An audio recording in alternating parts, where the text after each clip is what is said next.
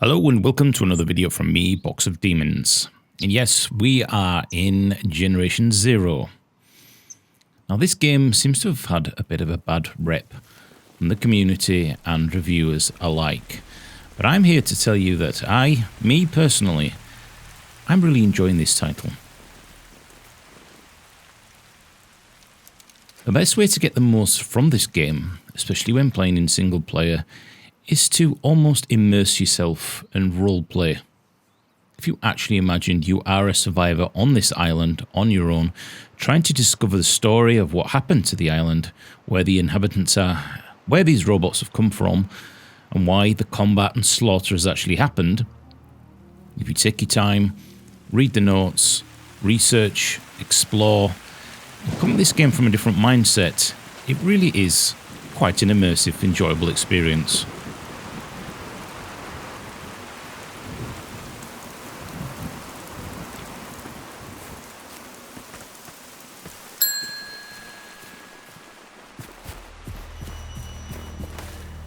One of the things I do like about this title is it doesn't hold your hand. You can turn off the markers. For instance, I'm looking for a certain location and I have no idea whether this is it. But that's all part of the enjoyment for me of exploration. It's probably why certain people enjoy games like DayZ and other players absolutely can't stand it. So here we are. I'm going to play this a little bit stealthy and see if I can use any tactics. And by the way, I am very, very, very early on in the game here. I only have a pistol and a shotgun, an old shotgun with very, very limited supplies. What I'm hoping to do is upload random missions from different parts of the game and just play through. And if you want to see me play some more, then I'll upload some more. I'm not going to do a playthrough because the game is massive. So I need to be careful here. I have got limited supplies. There are quite a few enemies here. I see there's one directly in front there who's heard me. He's now warning the other robots there is a potential target. So I'm going to get gas bottles ready, just in case we need to go loud.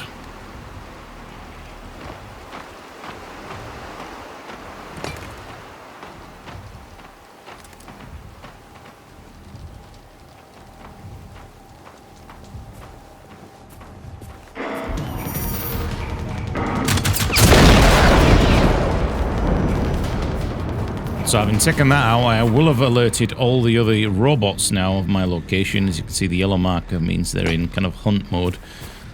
So I'm just going to be careful here and wait. If they come closer, I will blow the second gas tank.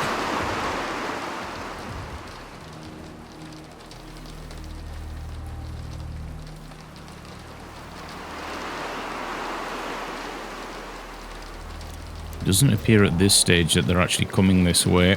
They will be on alert. You can see there is an Abrams tank down there. It's been destroyed. There is an enemy in front of the cabin there. So I think what we'll do is we'll try and flank round to the right because it looks like the shortest distance to the actual cabin rather than me running across the open. So let's see if we can flank round here without getting spotted. And we'll see if we can use some of our weapons. Of course, the fireworks and the flares won't work in the rain.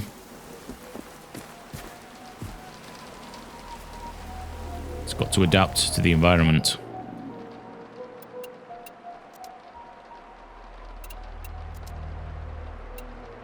Preparation really is the key to this game, as at this stage we've only got limited items down at the bottom. If you've played Call of the Wild, you'll kind of get a feel for what the graphics are like. They are a mix of absolutely stunningly beautiful weather effects, great audio, and the actual firing mechanics of these weapons is very visceral and satisfying. There's no floatiness or anything of that kind. So I'm going to move up here into this valley, which means I've got less of a distance in order to be able to get into this building should I need to bug out quickly. I'm probably going to use some of the gadgets here and see if we can take them all out at once.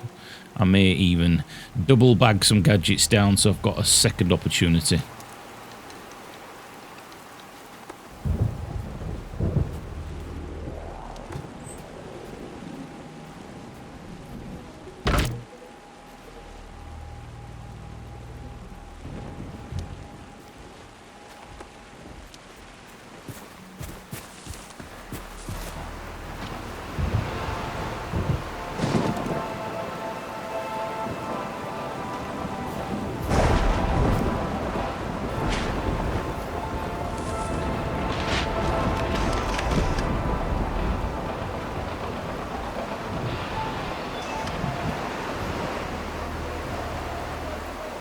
That was bad positioning on my point. I couldn't actually see where I'd put down the power cell. Right, so they are in hunter mode right now, and I'm going to have a second set here. Let's see if we can take them all out at once.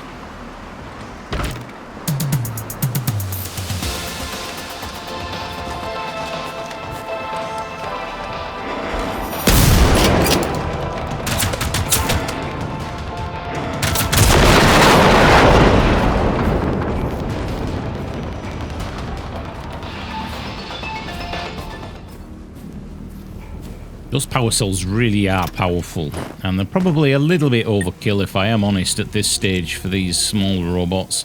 As we get further into the game, the extremely large hunters, basically they look like massive combine harvesters. I'm sure everybody's seen them, including they're on the cover of the game art. That's when we should be using them, and hopefully we can find the rocket launcher and the other things as we get further in the game.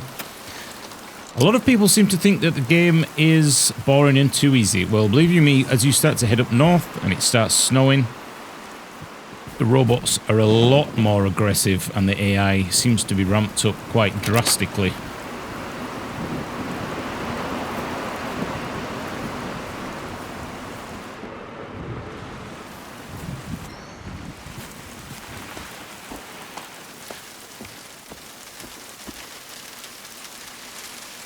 That might just give you a clue of what's going to be waiting for us as we head up north. Some of the large harvesters, as I'm going to call them, they are massive, extremely powerful with rocket launchers on them and all sorts, so not easy to take out.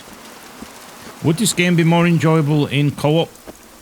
Well, I think that all depends on the mindset of the players you are playing with. If you can actually role-play this a little bit, take your time, explore the environment, enjoy it, and try and immerse yourself in the story, and I think this game is absolutely fantastic. Lots of weapons and gadgets and suppressors and all sorts you can find as you get further into the game with a little bit of digging.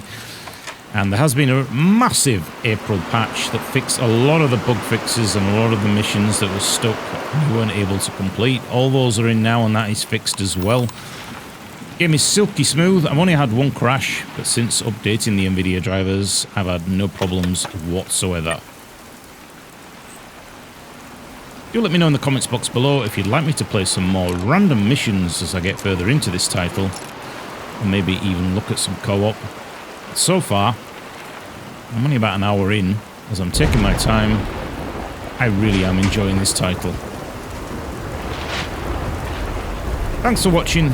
I've been Box of Demons, and this has been Generation Zero Random Mission, and possibly, depending on the community and you yourself, I may do some more. Thanks for watching. I'll see you in another part coming real soon.